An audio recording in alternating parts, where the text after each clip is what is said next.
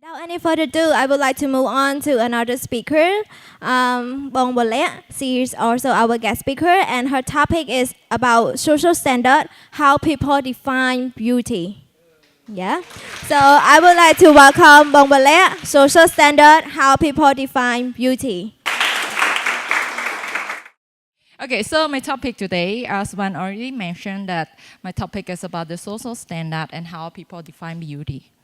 Should I just stand here? No. Okay. Okay, first of all, before I move on to my topic, I want to ask you this question. Have you ever received this kind of comment before? Like, you are too fat. You are too short.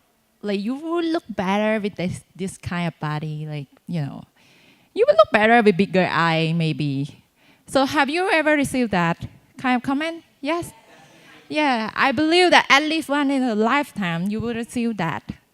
And for me, I've been received this kind of comment for almost my whole life. And sometimes I consider it as a negative comment, but sometimes I consider it as something to improve myself.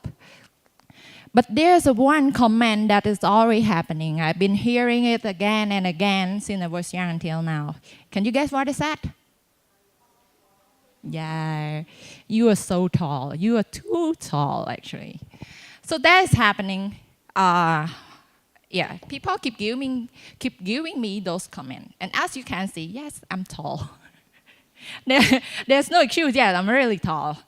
And why they telling you this comment? Because they speaking that from their perspective, from the standard. Here, right now, I want to tell you a story about me. It started when I was young. I was born like around 20 years ago. I don't want to specify the year. Okay. Around 20 years ago, I was born as a child, a girl for sure. I was really, yeah. Some people will come to me and ask me if I'm really a girl. Yes, I am. So I was a normal child, really normal, cute and chubby and cheerful for sure, just like me right now. So things started to change when I was 12 years old. My body started to change. Lots of things changed, actually. But there's something that you can notice is my height. I went from 150 centimeter to 168 or 69 in just like 6 months. I grow very fast in that time. My body started to change, and the environment around me started to change as well. How people react to me, to my presence, started to change as well. From when people see me on the street, it's just like, okay, look at me in normals. But things change. People look at me, and they look at me, and they look at me. And sometimes there are people who's like, a stranger who stands across the street would just shout at me and say, like, girl, you are too tall. Like, really? I think you are the tallest in this country. Okay, my reaction was like, okay, should I say thank you? So that's happened for many times. I remember in school, people will just tease me about that. And I would just go back home and cry. Most of the time, I cry myself to sleep. Because I don't know if I have done something wrong or if there's something wrong with them or with the society.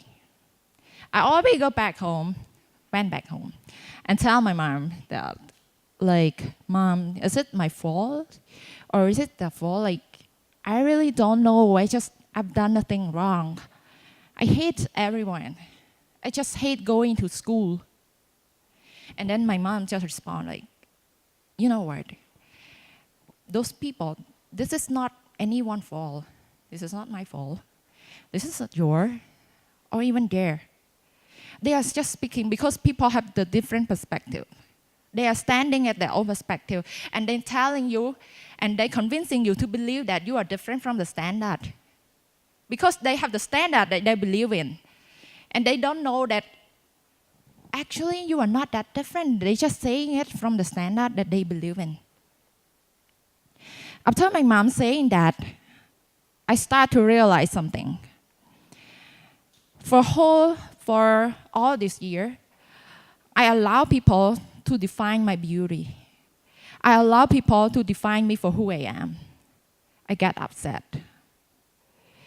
And when sometimes they define you, they help you, if you don't have the definition for yourself, people, the society will help you define you. We help you to set a standard for yourself. That has happened. And can I go back? Here, because I felt a bit like bonjour, so I want to move more. Okay, so I'm standing here today. I just want to tell you that the real beauty actually is not how you look. It's not about the society standard. It's about you yourself. It's about your inner peace. About your inner self. It's about your heart. Sometimes, if you don't have the real definition for yourself, if you don't really believe in yourself, people will just come to you and tell you that, you know what, being skinny is beautiful. Being chubby, you have big butt, it's beautiful. Yeah, like you are a bit taller, you're beautiful. So you will believe them if you don't have your own definition of yourself. So right now, I'm standing right here today to tell you this.